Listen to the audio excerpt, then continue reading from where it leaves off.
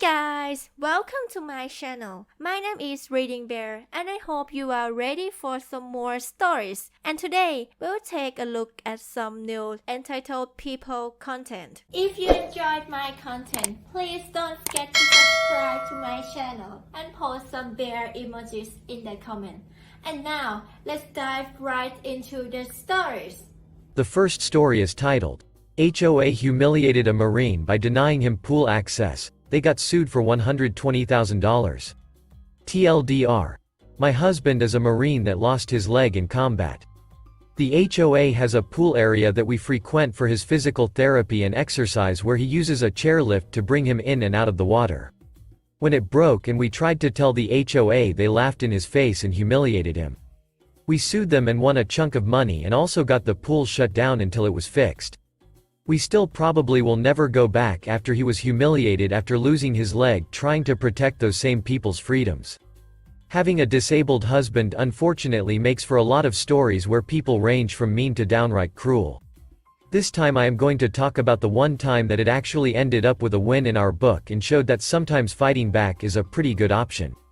I will say though that we would have rather ended up 100 grand poorer and not having to have this happen in the first place. Anyway, let me talk for a minute about my husband. He was a Marine that got injured in combat and sent back home. Now many people know that when veterans come back home injured, they don't always get the great help that they deserve. So, my husband ended up with a not so great amputation done and has one leg that they say won't really work with a prosthetic.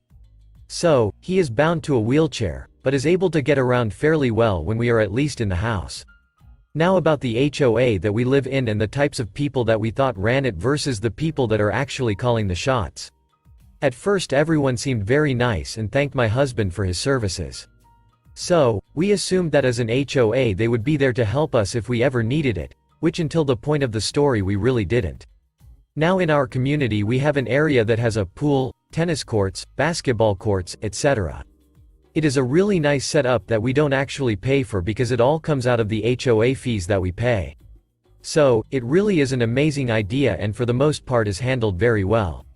Me and my husband especially like taking advantage when the weather is nice of using the pool. So, to use the pool my husband needs to use one of those chairs that lower someone into the pool. It isn't safe for him to try and jump or lower himself on the edge like able-bodied people. One day though we got there and saw that the chair was broken and wouldn't lower down anymore. We were upset about this but understood things broke sometimes and let the people that ran the HOA know about the broken chair and asked to put in a request for it to get fixed.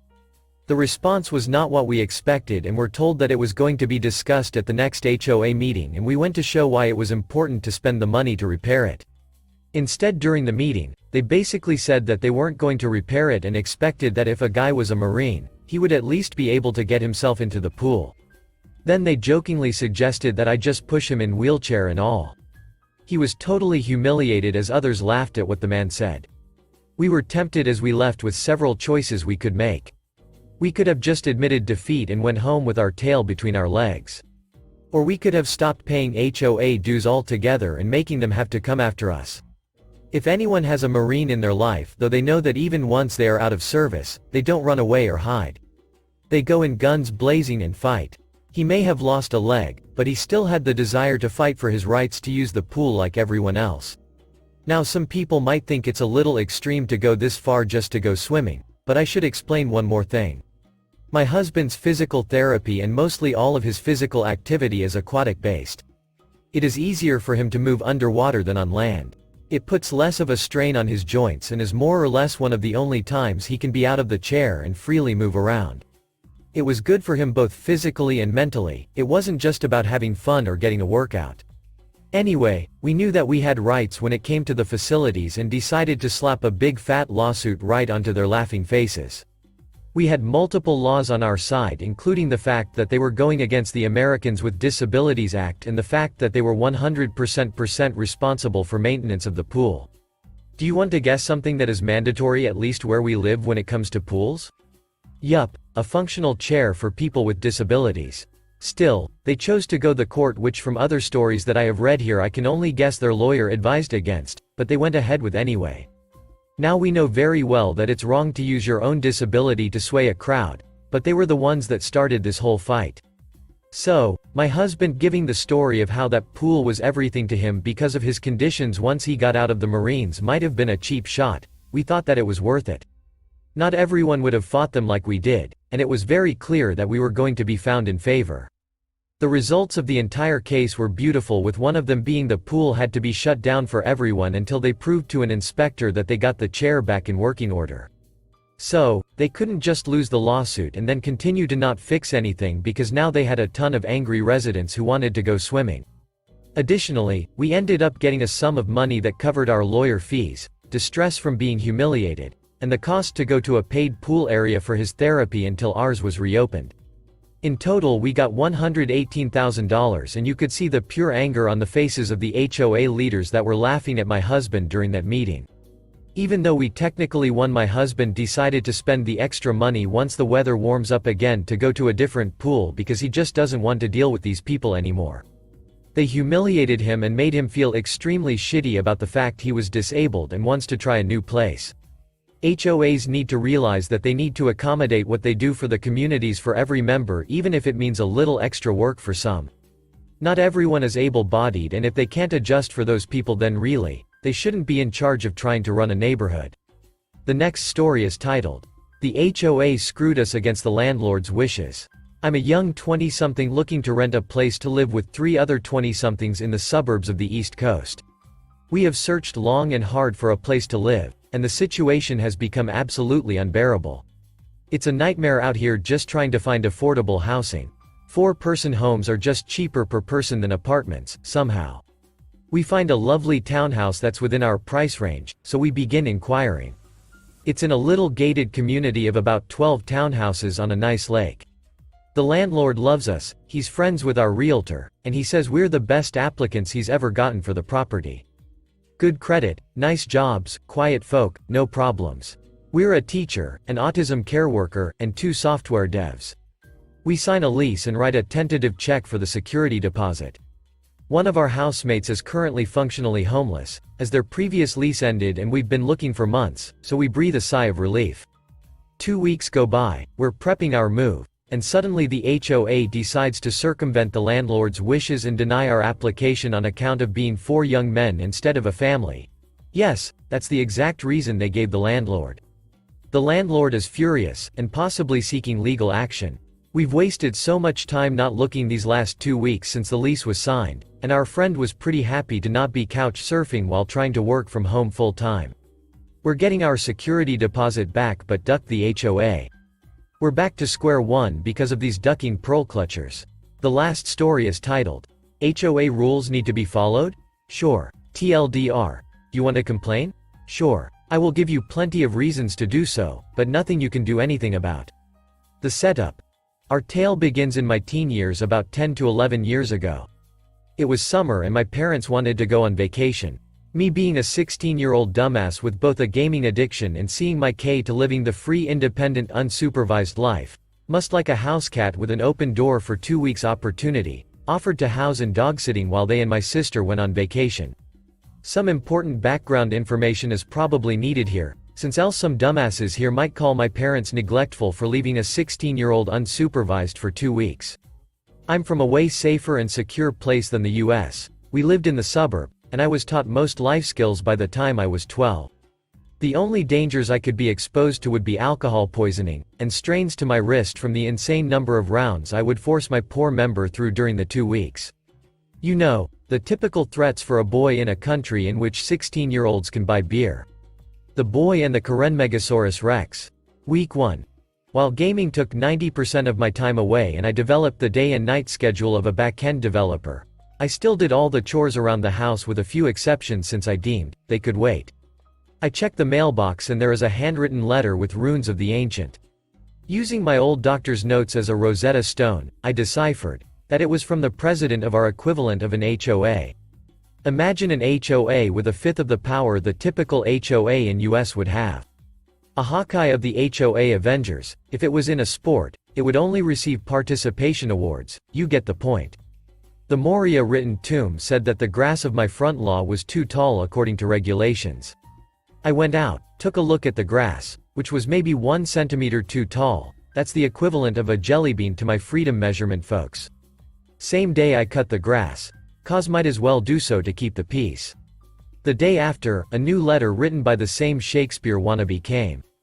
I grabbed my Indiana Jones hat and performed a heathen ritual in the shed to read the message. The roses in my front yard were going too far out through the fence by 15 centimeters. That's an average-sized carrot in Maracana. I once again comply. On the third day of shitmas, the true cause of annoyance said to me, my backyard's bushes were too tall.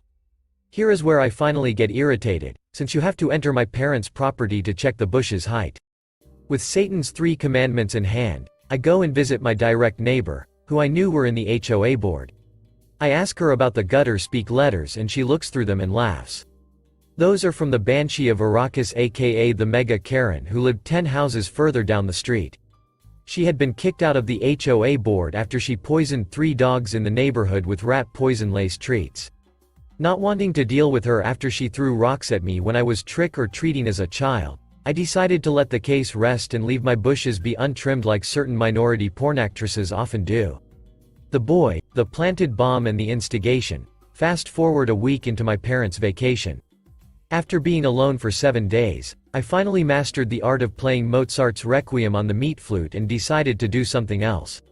As any teenager would, I started to plan a party, and like the good kid I was, I went around to all my nearby neighbors and warned them about the potential noise, which parties tend to create. At some point here, in my post-nut clarity, I remembered the saying, bitches be fading, but a good Counter-Strike match lasts forever. Instead of holding a straight-up party, I decided to invite friends over to a LAN party, so we could play Counter-Strike Source, and quickly replace the white blood cells in our body with whatever was in the knockoff energy drinks. Fast forward to said LAN party. My parents' dining room smells like teenage farts, Axe body spray, sweat and all chips in the world mixed together.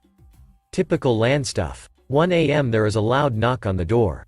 I go out, to see 2 cops looking at me with a surprised Pikachu face. I look at them with the same amount of confusion. Cop 1. We have a report, that there is a loud party going on, and there might be several minors doing drugs here. Me. Does energy drinks count as drugs? Cop 2. No? Me. Then I have no idea what you are talking about. Cop 1.